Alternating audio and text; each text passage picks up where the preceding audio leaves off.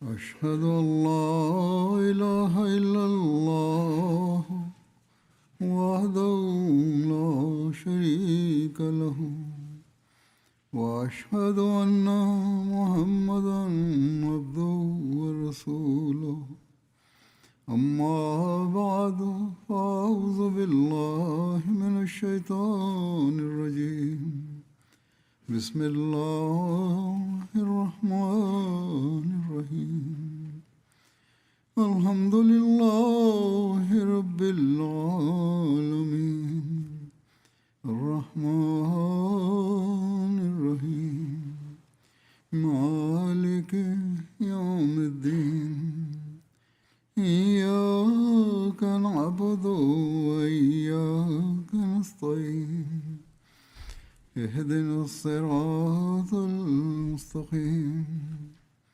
صراط الذين أنعمت عليهم غير المغضوب عليهم ولا الضالين. हम इस बात पर यकीन और ईमान रखते हैं. Kita meyakini dan mengimani bahwa jika ada manusia sempurna yang pernah lahir di dunia ini, maka beliau adalah Hadrat Muhammad Mustafa Sallallahu Alaihi Wasallam. Tidak ada manusia sempurna seperti beliau yang lahir sebelumnya dan tidak pula akan dapat lahir sesudahnya. Penunaian hak-hak Allah Ta'ala, penunaian hak-hak hamba-hambanya, serta standar tertinggi dari seluruh akhlak dan seluruh sifat kemanusiaan, semuanya terhimpun dalam diri Hadrat Nabi Sallallahu Alaihi Wasallam.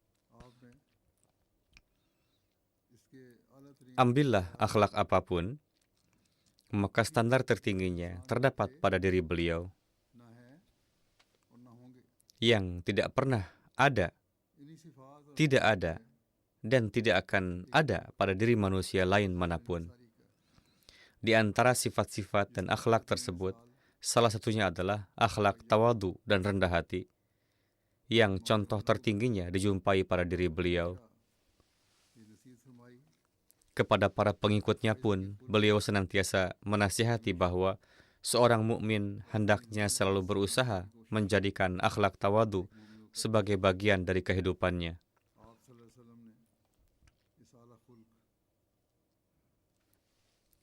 Allah Ta'ala telah mengumumkan akhlak mulia beliau Sallallahu Alaihi Wasallam ini dalam Al-Quran Karim dengan kata-kata, Qul innama ana basyarum mislukum.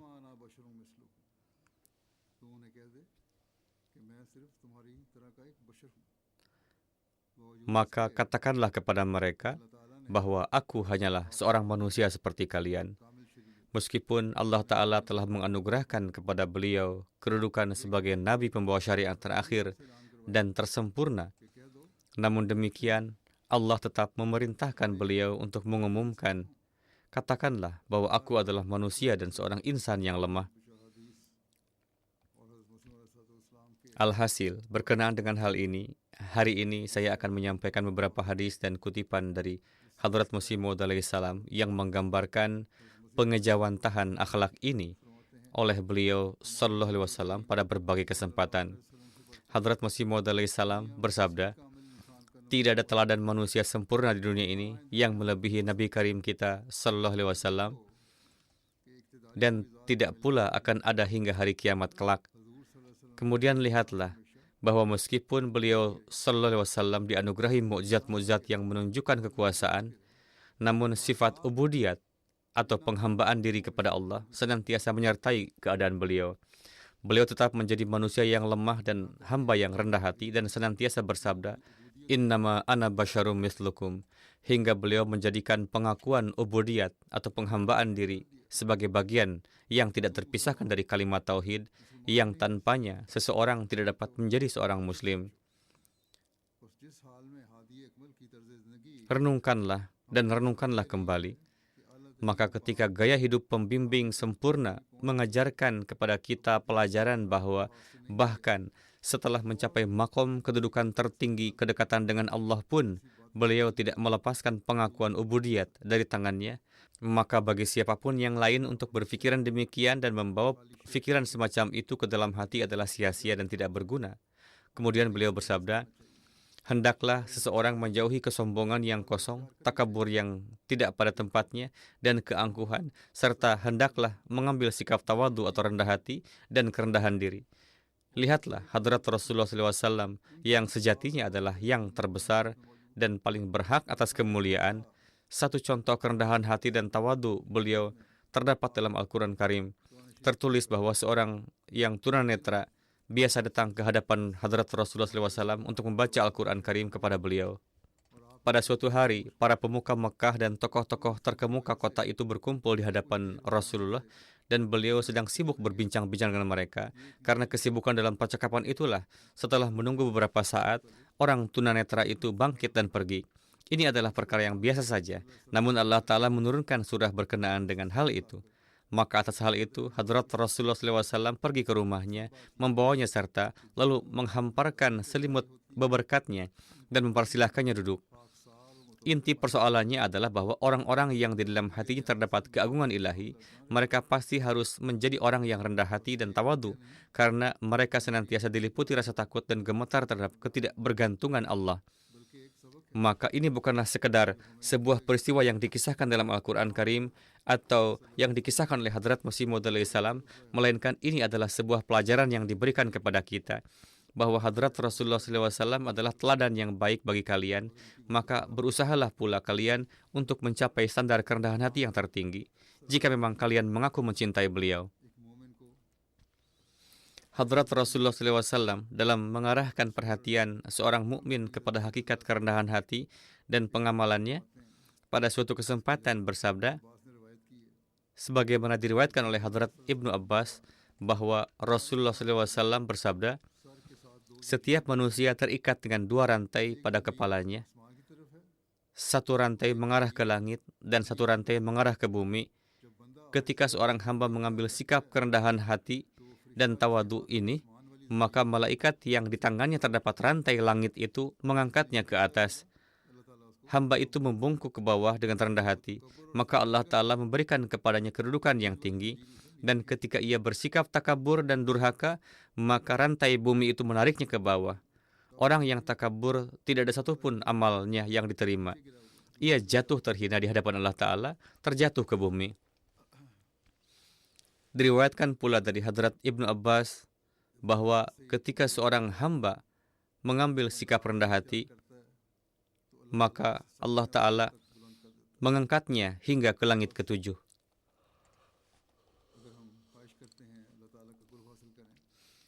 Maka jika kita menginginkan untuk memperoleh kedekatan dengan Allah Ta'ala, kerendahan hati adalah hal yang sangat penting untuk itu.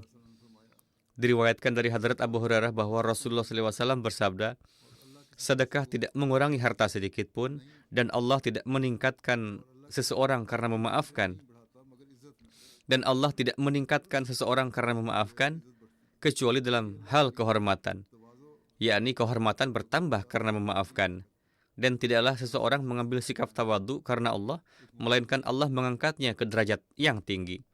Maka inilah prinsip-prinsip yang dikemukakan bagi seorang mukmin, bahwa sedekah dan pengorbanan harta tidak mengurangi harta, bahkan justru bertambah.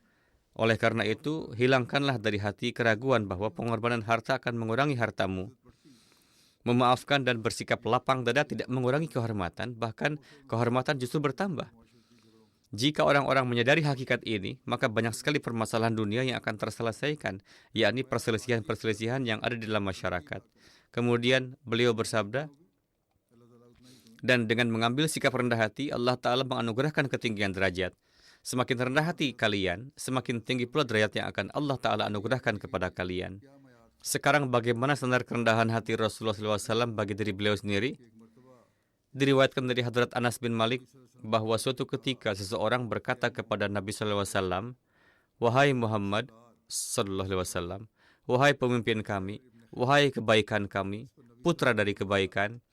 Maka atas hal itu, Nabi SAW bersabda, wahai manusia, wajibkanlah takwa atas diri kalian.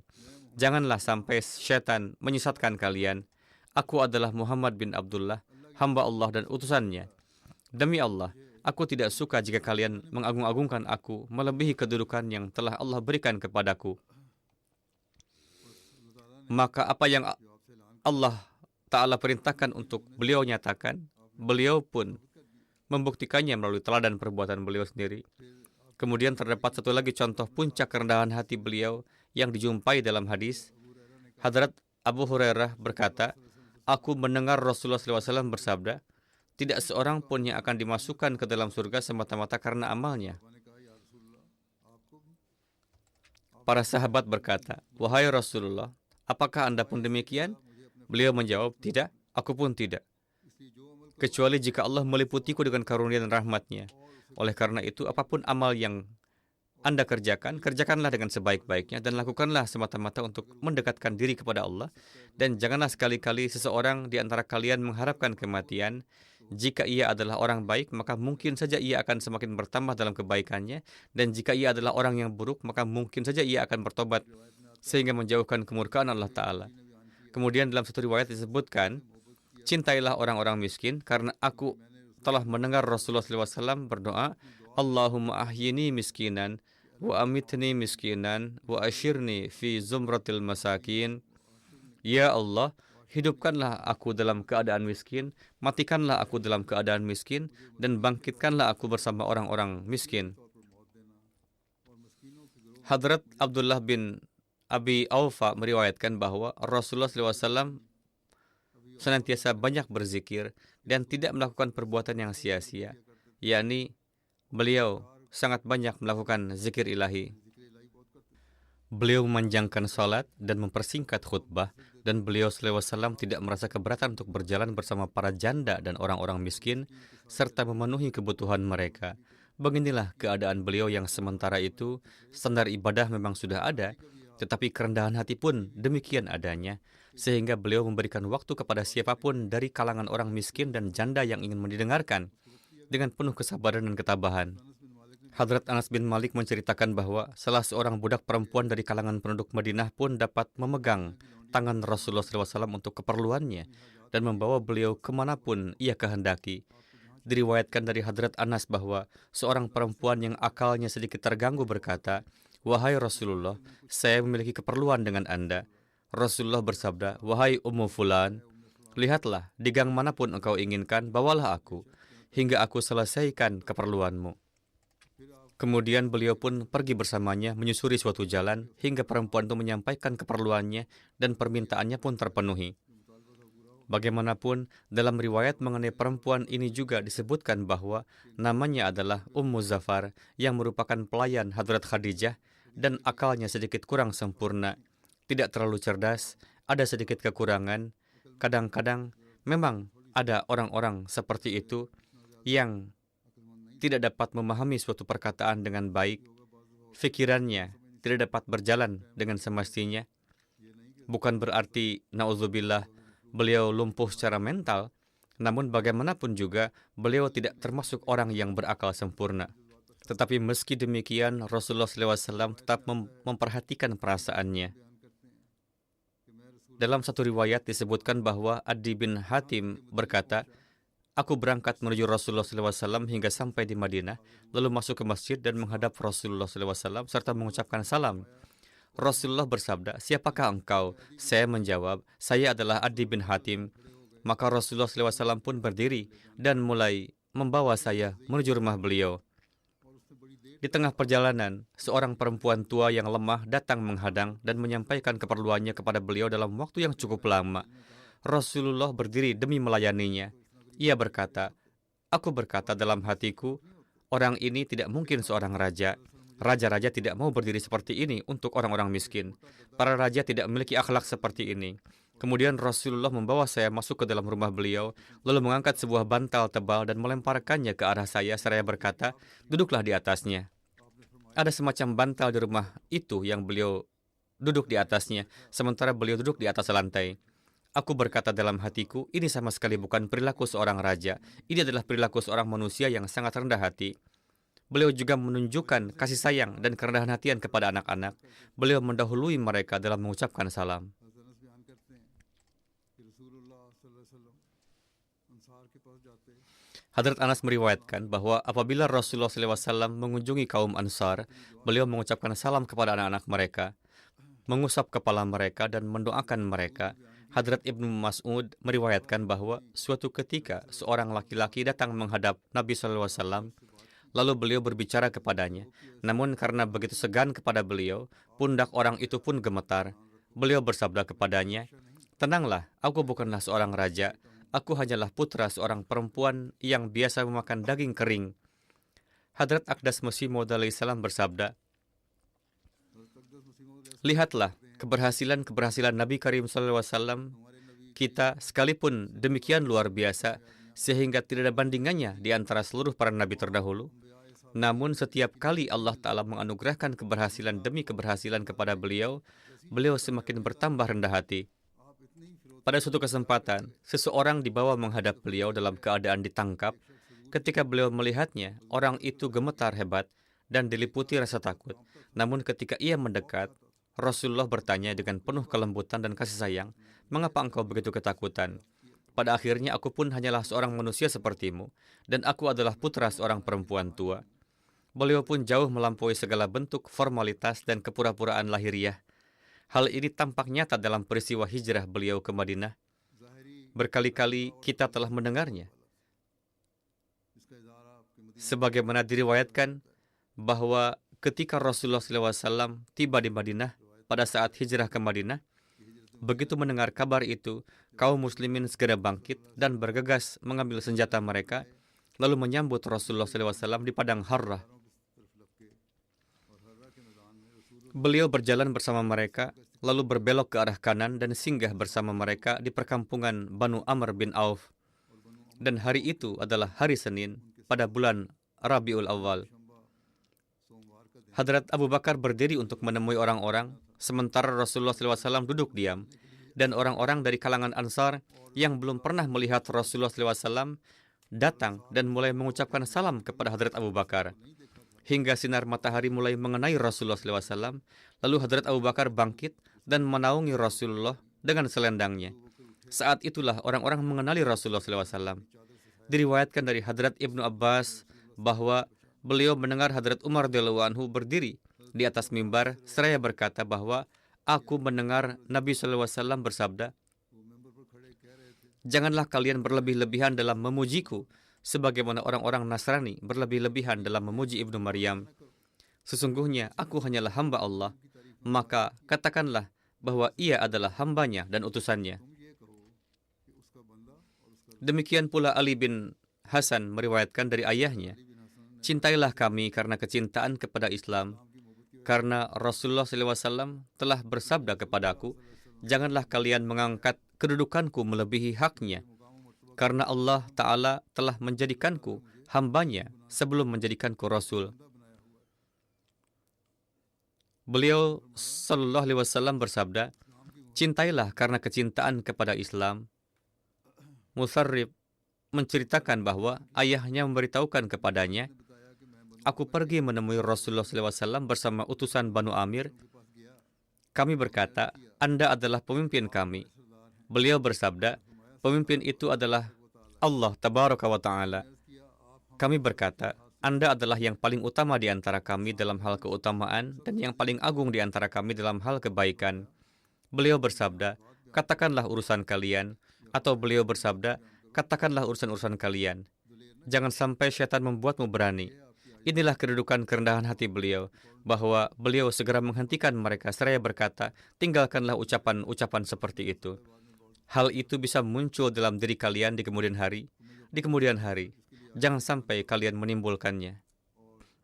Katakanlah apa yang menjadi tujuan kalian, yaitu hal yang sebenarnya yang menjadi tujuan kalian datang. Dan janganlah mengucapkan perkataan-perkataan yang tidak benar untukku, meskipun kata-kata pujian yang digunakan untuk beliau itu bisa saja dibenarkan untuk beliau." Hadrat Rabiah binti Muawiz bin Afra berkata, "Ketika saya melakukan prosesi rukstanah, yakni dilepas untuk menikah, Nabi Akram SAW menemui saya dan duduk di atas tempat tidur seperti Anda duduk di dekat saya." Hal ini Hadrat Rabi'ah kisahkan di hadapan seseorang. Maka saat itu beberapa kawan perempuan saya lantas memainkan rebana dan memuji para tetua saya yang telah gugur di perang Badar. Dan di antara syair-syair yang dibacakan itu, seorang perempuan berkata, di antara kita ada sosok Nabi yang mengetahui apa yang akan terjadi esok hari. Beliau SAW segera bersabda, tinggalkanlah itu, yakni tinggalkan ungkapan itu dan sebutkan saja apa yang kalian menyanyikan sebelumnya. Ucapan-ucapan seperti itu, aku mengetahui hal-hal yang gaib adalah tidak benar. Yang maha mengetahui perkara gaib hanyalah zat Allah Ta'ala semata. Hadrat Abdullah meriwayatkan dari Nabi SAW, beliau bersabda, tidak seorang pun seharusnya mengatakan bahwa aku lebih utama dari Yunus bin Matta.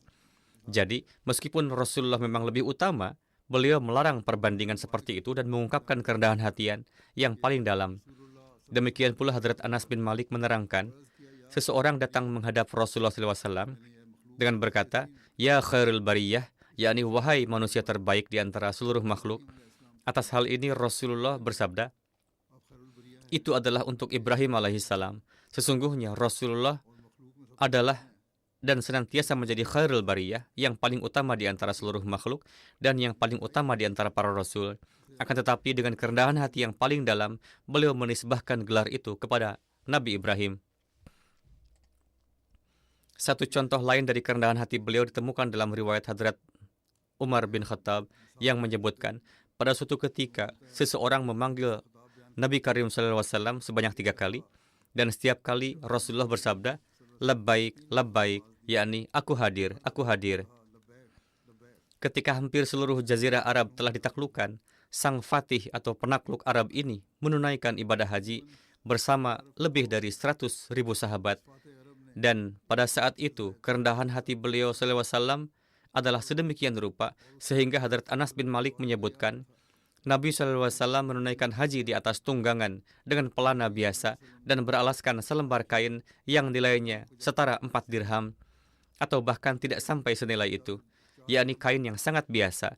Dan beliau SAW berdoa, Allahumma hajjatun la ri'a'a fiha wala suma.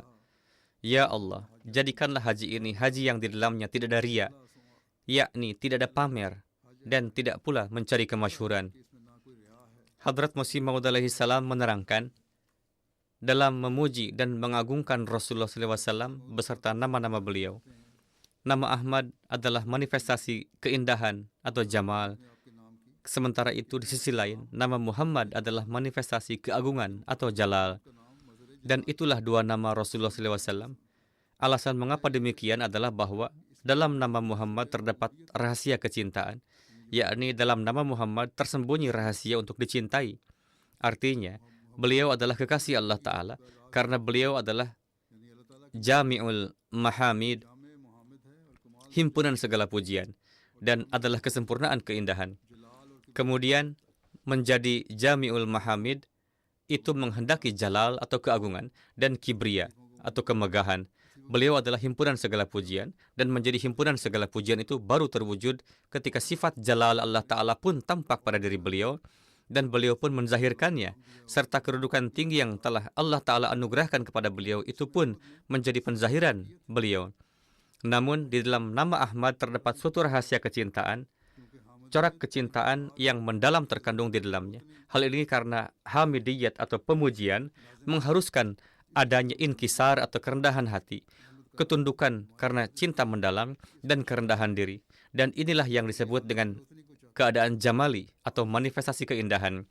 Nama Ahmad disebut keadaan jamali karena di dalamnya terdapat cinta sejati, dan keadaan ini mengharuskan adanya sifat kerendahan hati. Beliau alaihissalam bersabda, dalam diri Nabi kita sallallahu alaihi wasallam terdapat pula keistimewaan mahbubiyat, yakni yang dicintai, yang dikehendaki oleh nama Muhammad, yakni nama Muhammad mengharuskan adanya hal itu, bahwa beliau adalah kekasih Allah Ta'ala karena menjadi Muhammad, yaitu menjadi Jami' Mahamid atau himpunan segala pujian, melahirkan keagungan mahbubiyat, dan hadrat Rasulullah SAW pun memiliki keagungan muhibiyat, yakni mencintai, yang dikehendaki dari nama Ahmad, yakni nama Ahmad mengharuskan bahwa dalam diri beliau pun terdapat kemampuan untuk mencintai, karena bagi seorang hamid, yakni pemuji, adalah keharusan baginya untuk menjadi muhib atau pecinta. Setiap orang hanya akan memuji seseorang dengan pujian yang tulus dan sempurna jika ia adalah muhib atau pecinta, bahkan asyik atau pecinta yang mendalam bagi orang tersebut. Dan untuk menjadi asyik dan muhib, kerendahan hati adalah suatu keharusan. Untuk menjadi seorang asyik, menampakkan ajizi atau kerendahan hati adalah suatu keharusan. Cinta sejati tidak akan terwujud dengan menakut-nakuti. Inilah keadaan jamali atau keindahan yang menjadi keharusan bagi hakikat nama Ahmad. Sifat mahbubiyat yang dicintai, yang tersembunyi dalam nama Muhammad adalah tampak melalui para sahabat. Mereka yang bersikap merendahkan serta angkuh telah ditundukkan oleh keagungan dari sosok yang menjadi kekasih ilahi. Beliau SAW adalah kekasih Allah, maka Allah Ta'ala pun menampakkan sifat jalal dan menampakkan sifat jalalnya itu melalui para sahabat, serta menghancurkan segenap musuh menjadi berkeping-keping. Kemudian dalam menjelaskan hal ini lebih lanjut, beliau bersabda di suatu tempat, dalam nama-nama mulia beliau SAW, terdapat satu rahasia, yaitu bahwa Muhammad dan Ahmad yang merupakan dua nama, keduanya memiliki kesempurnaan yang berbeda-beda. Nama Muhammad mengharuskan adanya jalal dan kibriya atau kebesaran yang dipuji dengan pujian yang paling tinggi, dan di dalamnya terdapat corak sebagai yang dicintai atau masyuk, karena yang dicintai itu adalah yang dipuji. Jadi, adalah suatu keharusan bahwa ada warna jalali di dalamnya, namun nama Ahmad di dalamnya terkandung corak sebagai pecinta. Karena memuji adalah pekerjaan yang seorang pecinta sejati. Ia senantiasa memuji kekasih dan yang dicintai olehnya. Oleh karena itu, sebagaimana nama Muhammad dalam keadaan dicintai adalah mengharuskan adanya sifat jalal dan kibriya, maka demikian pula nama Ahmad dalam keadaan mencintai menghendaki, miskin atau terasing, dan kerendahan hati. Di nama kedua yaitu Ahmad tampak sifat merendah dan kerendahan hati. Di dalam hal ini terdapat satu rahasia, yakni kehidupan beliau terbagi menjadi dua bagian. Pertama adalah kehidupan Makkah yang berlangsung selama 13 tahun, dan yang kedua adalah kehidupan Madinah yang berlangsung selama 10 tahun. Dalam kehidupan Makkah terdapat manifestasi dari nama Ahmad. Pada masa itu siang dan malam beliau dihabiskan di hadapan Allah Ta'ala dalam tangisan dan ratapan, memanjatkan pertolongan dan doa. Puncak dari sifat kerendahan dan kerendahan hati adalah berkaitan dengan nafsu atau jiwa. Meskipun keadaan ini pun berlanjut setelahnya, namun di sini hanya sifat inilah yang tampak. Jika seseorang memiliki pengetahuan yang lengkap tentang cara beliau menjalani kehidupan pada masa itu, maka ia akan mengetahui bahwa keadaan tadoru atau merendahkan diri dan ratapan yang beliau lakukan dalam kehidupan Makkah ini tidak pernah dilakukan oleh seorang pecinta sejati manapun dalam pencarian kekasih dan yang dicintai olehnya. Dan ini tidak akan lagi pernah terjadi. Beliau memberikan contoh bagaimana beliau telah fana atau lebur dalam kecintaan kepada Allah Ta'ala, dan di sana terwujudlah manifestasinya. Meskipun seluruh kehidupan beliau dipenuhi dengan hal ini, namun secara khusus yang dimaksudkan di sini adalah masa tersebut. Kemudian sifat tadarru beliau bukan untuk diri sendiri, melainkan ini disebabkan oleh pengetahuan beliau yang sempurna tentang keadaan dunia. Karena pada saat itu penyembahan dan peribadatan kepada Allah telah sirna. Sementara dalam ruh serta jiwa, beliau telah hadir suatu kelezatan dan ketentraman dalam beriman kepada Allah Ta'ala, dan secara fitrati, beliau ingin membuat dunia dipenuhi dengan kelezatan dan kecintaan ini. Saat itu, ketika beliau melihat keadaan dunia, kesanggupan yang dimiliki manusia pada saat itu dan fitrat atau kecondongan mereka telah berada dalam keadaan yang sangat mengherankan, dan manusia harus menghadapi berbagai kesulitan dan musibah yang besar. Pendek kata, atas keadaan dunia yang demikian itulah beliau menangis dan meratap, bahkan sampai pada titik di mana nyawa hampir saja melayang. Merujuk kepada hal inilah Allah Ta'ala berfirman, la'allaka bakhi'un nafsaka alla yakunu mu'minin. Sampai saja engkau akan membinasakan dirimu sendiri karena mereka tidak mau beriman. Inilah kehidupan beliau yang penuh dengan tadarru, dan inilah perwujudan dari nama Ahmad. Pada saat itu beliau tengah berada dalam suatu tawajjah atau pemusatan perhatian yang agung. Perwujudan dari tawajjah ini muncul pada masa kehidupan Madinah dan pada saat penampakan nama Muhammad, dan sebagaimana dapat difahami dari ayat ini, periode pertama adalah kehidupan nama Ahmad. Kemudian ketika beliau tiba di Madinah, maka penampakan nama Muhammad pun menjadi nyata. Sebagaimana telah disebutkan sebelumnya, melalui para sahabat pun para musuh menjadi binasa. Di sini beliau alaihissalam bersabda, saat tajalli itu pun tiba, sebagaimana dapat difahami dari ayat ini, wastaftahu wa khaba kullu jabbarin anid. dan mereka memohon kemenangan, dan binasalah setiap orang yang bersikap sewenang-wenang lagi keras kepala. Dan mereka berdoa untuk kemenangan, dan setiap yang angkuh serta musuh kebenaran pun gagal dan kecewa. Setelah tiba di Madinah, ketika musuh kembali melancarkan kekerasannya, maka di sana pun penampakan keagungan nama Muhammad kembali menjadi nyata, dan setiap musuh pun hancur lebur. Wastaftahu wa khaba kullu jabbarin anid. Mereka memohon kepada Allah Ta'ala, mereka meminta kemenangan, dan Allah Ta'ala pun menganugerahkan kemenangan atas musuh. Serta Allah Ta'ala menghancurkan dan membinasakan para musuh beliau. Hadrat Masih Maud alaihissalam bersabda di suatu tempat, sejauh mana keadaan Hadrat Rasulullah SAW di beberapa tempat tampaknya mencapai puncak kerendahan hati dan ketundukan. Di sana pun dapat difahami bahwa beliau senantiasa ditopang dan diterangi oleh dukungan dan cahaya Ruhul Kudus. Sebagaimana Nabi kita tercinta SAW telah menunjukkannya melalui keadaan amal dan perbuatan beliau, sehingga lingkaran cahaya dan keberkatan beliau adalah begitu luasnya, hingga sampai abad yang tak terhingga pun hanya teladan dan bayangan beliaulah yang tampak. Teladan ini akan senantiasa tampak untuk selama-lamanya, dan demikianlah pada zaman ini pun. Segala karunia dan anugerah Allah Ta'ala yang sedang turun hanya dapat diperoleh melalui ketaatan dan mengikuti beliau semata. Aku berkata dengan kebenaran, dan aku mengatakan berdasarkan pengalamanku sendiri, bahwa tidak ada seorang pun dapat menjadi saleh yang sejati dan meraih keridhaan Allah Ta'ala serta tidak dapat memperoleh bagian dari segenap anugerah, keberkatan, ma'rifat, hakikat, dan kasyaf atau penyingkapan rohani yang diperoleh pada tingkat tazkiyah nafs atau penyucian jiwa yang tertinggi selama ia tidak larut dalam mengikuti Rasulullah SAW. Dan buktinya diperoleh dari firman Allah Ta'ala sendiri, Qul in kuntum tuhibbunallah fattabi'uni yuhibbukumullah. Katakanlah, wahai manusia, jika kalian mencintai Allah, maka ikutilah aku, niscaya Allah pun akan mencintai kalian, dan aku adalah bukti nyata dan hidup dari pernyataan Allah Ta'ala. Beliau alaihissalam bersabda, aku adalah bukti nyatanya. Aku mencintai hadrat Rasulullah SAW, dan karunia-karunia Allah Ta'ala sedang turun kepadaku.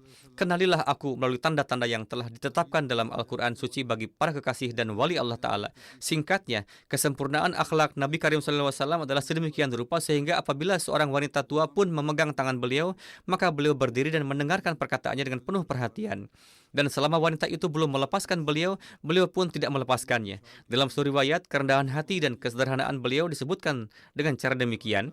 Hadrat Anas bin Malik meriwayatkan, Rasulullah SAW mengunjungi orang yang sakit, hadir dalam prosesi jenazah, menunggangi keledai, tunggangan yang sederhana saja pun beliau tunggangi, dan menerima undangan seorang budak, dan pada hari perang Banu Quraiza, beliau menunggangi seekor keledai yang tali kekangnya terbuat dari tali pelepah kurma dan pelananya pun terbuat dari kulit kurma, yakni sangat sederhana sekali. Dalam suri riwayat disebutkan bahwa Hadrat Utsman menyampaikan dalam sebuah khutbah, demi Allah, kita senantiasa mendampingi Rasulullah SAW, baik dalam perjalanan maupun ketika ada di tempat. Beliau SAW mengunjungi orang-orang kami yang sakit, menghadiri porsi jenazah kami, dan selalu bersama kami di setiap tempat dan dalam setiap urusan. Demikian pula Hadrat Abu Hurairah meriwayatkan, Nabi Karim SAW bersabda, apabila saya diundang untuk makan sepotong tulang atau kaki kambing, maka saya pasti akan menerima undangan itu. Dan apabila sepotong tulang atau kaki kambing dikirimkan kepada saya sebagai hadiah, maka saya pasti akan menerimanya. yakni undangan makan sesuatu yang sederhana sekalipun, ataupun hadiah yang sederhana, beliau tetap menerimanya. Hadrat Anas bin Malik meriwayatkan, pada suatu hari Nabi SAW diundang untuk makan roti gandum dan kuah lemak yang lama, dan beliau menerima undangan itu dengan penuh kegembiraan. Dalam satu riwayat, hidangan sederhana di beliau disebutkan dengan cara demikian. Hadrat Anas bin Malik radhiyallahu anhu meriwayatkan bahwa pada suatu hari, seorang penjahit mengundang Rasulullah SAW untuk menyantap makanan yang telah ia siapkan. Hadrat Anas bin Malik berkata, saya pun ikut pergi bersama Rasulullah SAW ke undangan itu. Untuk Rasulullah SAW disajikan roti dan kuah yang di dalamnya terdapat potongan-potongan labu dan gumpalan-gumpalan daging, yakni lauk yang ada adalah labu dan daging. Saya melihat Rasulullah mengambil dari sekitar mangkuk di mana terdapat labu dan meninggalkan dagingnya. Hadrat Anas berkata, sejak hari itu saya mulai makan labu dan saya pun menyukainya. Di sini saya ingin menyampaikan satu hal kepada para tamu kita. Ini pun merupakan sebuah pelajaran bagi mereka, karena di Langgar Khana, khususnya pada hari-hari jalsah, kadang-kadang ada orang yang mengajukan keberatan dengan berkata, dalam hidangan alu gosht, yakni gulai kentang daging, kita jangan hanya memasukkan kentang saja, masukkan dagingnya saja. Maka hendaknya teladan hadrat Rasulullah SAW ini senantiasa diingat. Makanan dimasak sesuai perhitungan dan pembagian tertentu. Oleh karena itu, apapun yang didapat hendaknya dimakan. Sayur ataupun daging apapun yang tersedia hendaknya diterima dan dimakan dengan senang hati. Kemudian mengenai perhatian terhadap perasaan orang lain dan kerendahan hati, ada pula suatu contoh dalam sebuah riwayat sebagai berikut. Hadrat Jabir bin Abdullah radhiyallahu anhu meriwayatkan bahwa Hadrat Rasulullah memegang tangan seorang penderita kusta lalu mengikut sertakannya makan bersama beliau dari satu mangkuk. Kemudian Rasulullah bersabda, makanlah dengan menyebut nama Allah, dengan berserah diri dan bertawakal kepadanya. Demikian pula Hadrat Usamah bin Zaid meriwayatkan bahwa Hadrat Rasulullah SAW pernah menunggang seekor keledai yang di atasnya terdapat kain buatan fidak, dan Rasulullah memboncengkan Hadrat Usamah bin Zaid di belakang beliau. Rasulullah tidak pernah mempermasalahkan siapa yang duduk bersama beliau dan siapa yang tidak.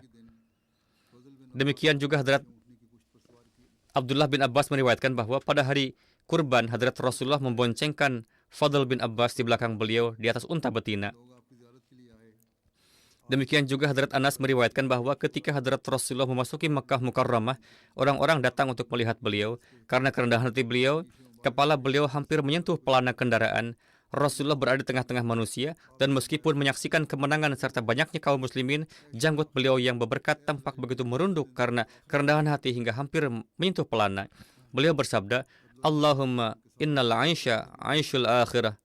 Ya Allah, sesungguhnya kehidupan yang sejati hanyalah kehidupan akhirat. Salah satu aspek keadilan, sikap adil, kerendahan hati, dan tawadu beliau ialah bahwa Rasulullah membonceng di belakang beliau Usama, putra dari Zaid bin Harithah, mantan budak yang telah beliau merdekakan. Padahal para pemuka Quraisy dan putra-putra Bani Hashim juga hadir di sana. Hadrat Masih Maud Islam bersabda, ketinggian derajat yang diberikan Allah Ta'ala kepada hamba-hamba pilihannya itu tampak dalam corak kerendahan hati. Sedangkan ketinggian syaitan bercampur dengan kesombongan, yakni terdapat kesombongan di dalamnya. Perhatikanlah Nabi kita yang mulia SAW ketika beliau menaklukkan Mekah, beliau menundukkan kepala dan bersujud sebagaimana beliau dahulu menundukkan kepala dan bersujud pada hari-hari penuh musibah dan kesulitan. Ketika di Mekah yang sama beliau SAW ditentang dari segala sisi dan disakiti. Ketika beliau melihat dalam keadaan bagaimana dahulu beliau meninggalkan kota itu dan dalam keadaan bagaimana kini beliau kembali memasukinya, maka hati beliau dipenuhi rasa syukur kepada Allah, lalu beliau pun bersujud. Dalam sebuah riwayat disebutkan bahwa Hadrat Abdullah bin Mas'ud radhiyallahu anhu meriwayatkan, pada hari perang Badar, setiap 3 orang di antara kami mendapat 1 ekor unta. Hadrat Abu Lubabah dan Hadrat Ali menjadi rekan perjalanan Hadrat Rasulullah SAW. Ketika tiba giliran Hadrat Rasulullah untuk berjalan kaki, kedua sahabat tersebut berkata, wahai Rasulullah, kami akan berjalan menggantikan Anda. Tetaplah Anda berkendara. Maka Hadrat Rasulullah bersabda, kalian berdua tidak lebih kuat dariku dalam berjalan kaki, dan aku juga tidak merasa tidak membutuhkan pahala dibanding kalian berdua. Dalam sebuah riwayat disebutkan bahwa Hadrat Rasulullah sedang berada dalam suatu perjalanan bersama para sahabat beliau. Rasulullah memerintahkan agar seekor kambing disiapkan untuk dimasak sebagai makanan. Seseorang berkata, wahai Rasulullah, penyembelihannya menjadi tanggung jawab saya. Yang lain berkata, wahai Rasulullah, menguliti kambing itu menjadi tanggung jawab saya. Seorang lainnya berkata, wahai Rasulullah, memasaknya menjadi tanggung jawab saya. Maka Hadrat Rasulullah bersabda, dan mengumpulkan kayu bakar menjadi tanggung jawab saya. Para sahabat mengatakan, wahai Rasulullah, kami sudah cukup untuk melakukannya bagi Anda. Beliau bersabda, aku tahu kalian sudah cukup untuk itu, tetapi aku tidak suka tampil menonjol di antara kalian, karena Allah Ta'ala tidak menyukai seorang hamba yang ingin terlihat berbeda dan menonjol di tengah sahabat-sahabatnya. Kemudian Hadrat Rasulullah SAW bangkit dan mulai mengumpulkan kayu bakar. Tidak ada suatu kesempatan pun di mana beliau SAW tidak menampilkan kerendahan hati beliau secara nyata. Dalam sebuah riwayat disebutkan bahwa Al-Aswad berkata, aku bertanya kepada Hadrat Aisyah radhiyallahu anha, apa yang biasa dilakukan Hadrat Rasulullah SAW di rumah beliau?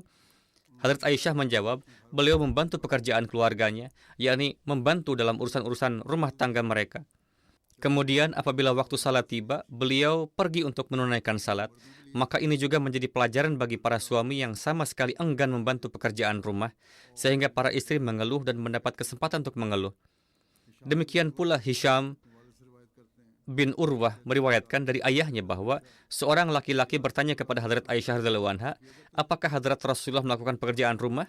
Beliau menjawab, ya, Hadrat Rasulullah biasa memperbaiki sandal beliau sendiri, menjahit pakaian beliau sendiri, dan bekerja di rumah sebagaimana salah seorang dari kalian bekerja di rumahnya.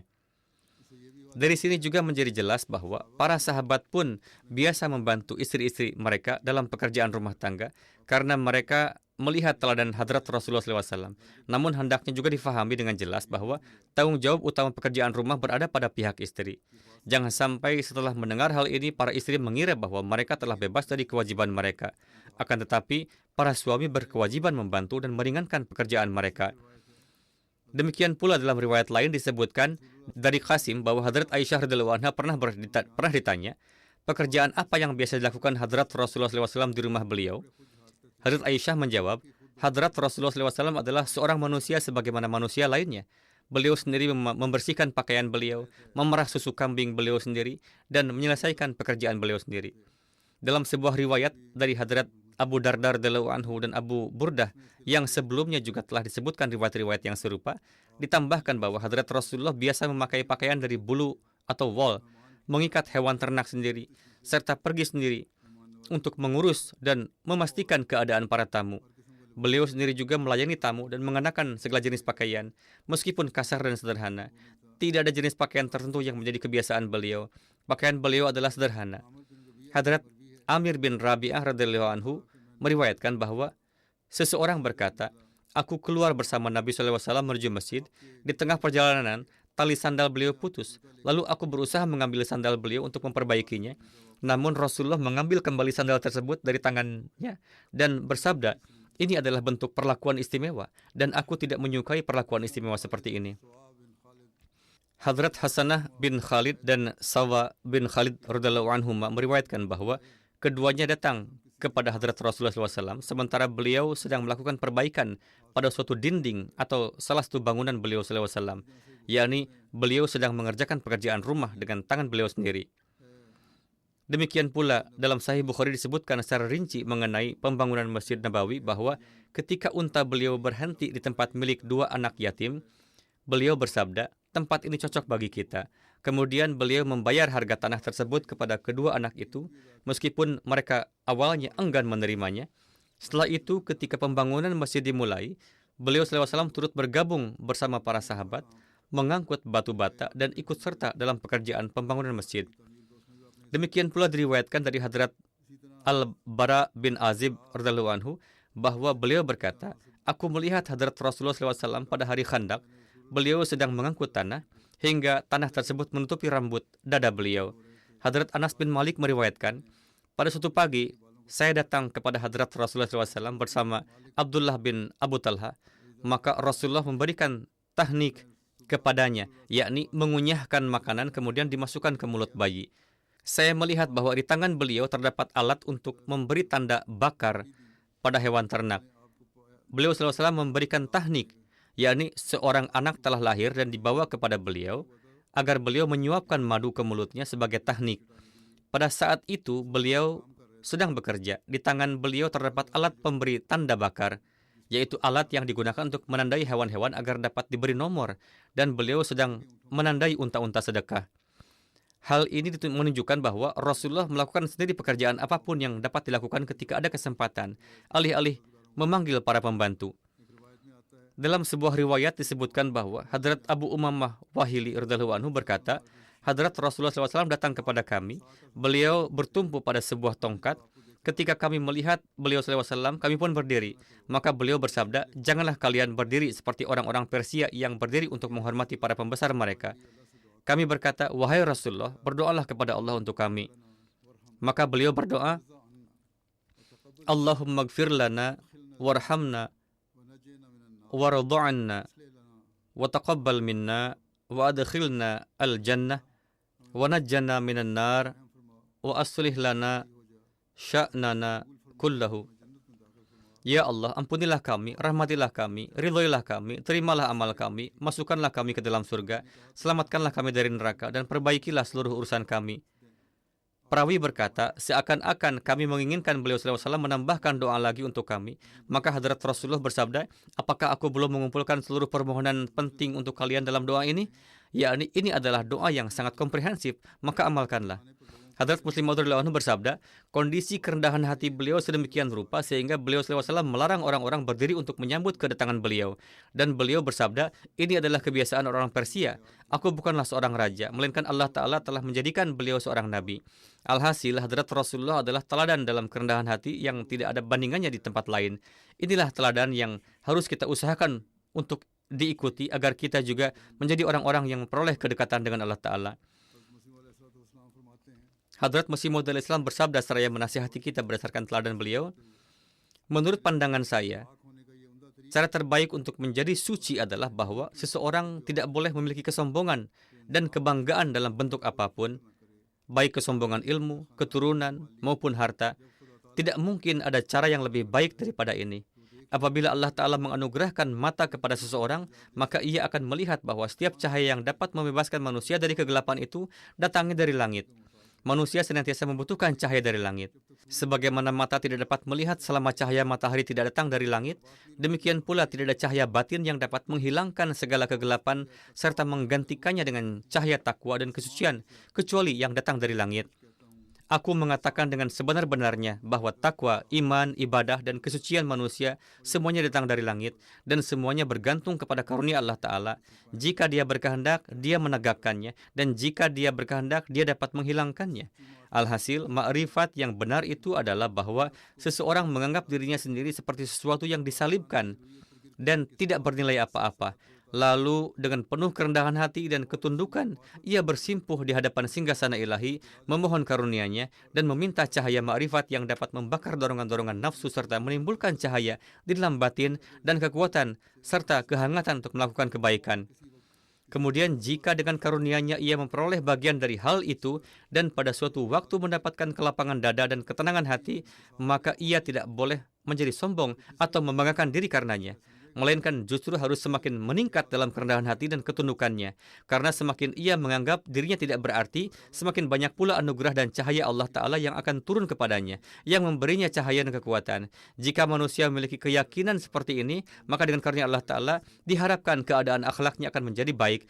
Menganggap diri sesuatu di dunia ini pun sudah merupakan kesombongan, dan hal itu menjerumuskan manusia ke dalam keadaan yang buruk, hingga akhirnya ia mencela orang lain dan memandang mereka hina. Kemudian beliau alaihissalam bersabda, manusia yang merupakan makhluk yang lemah dan hina, seringkali karena akibat perbuatannya sendiri mulai menganggap dirinya besar, kesombongan dan keangkuhan pun masuk ke dalam dirinya.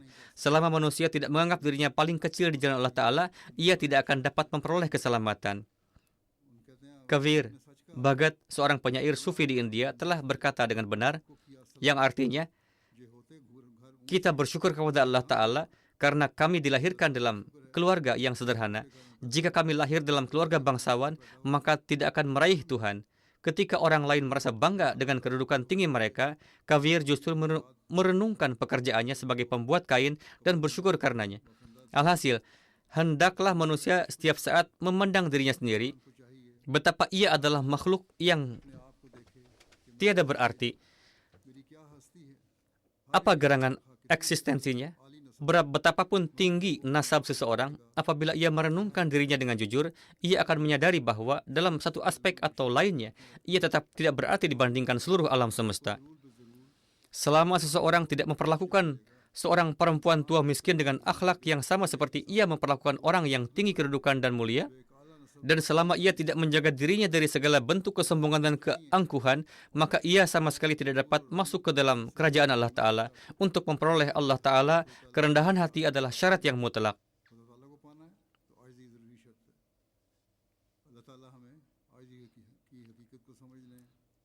Semoga Allah Ta'ala memberi kita taufik untuk memahami hakikat kerendahan hati dan senantiasa menjadikan teladan hadrat Rasulullah SAW.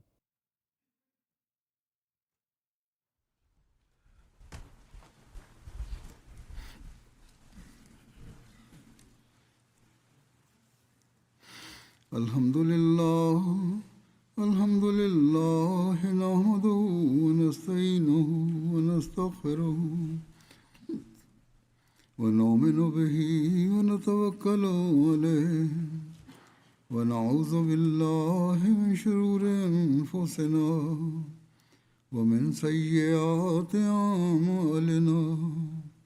من يهده الله فلا مضل له ومن يضلل فلا هادي له ونشهد أن لا إله إلا الله ونشهد أن محمدا عبده ورسوله عباد الله رحمكم الله إن الله يأمر بالعدل والإحسان وإيتاء ذي القربى وينهى عن الفحشاء والمنكر والبغي يعظكم لعلكم تذكرون اذكروا الله يذكركم وادعوه يستجب لكم ولذكر الله أكبر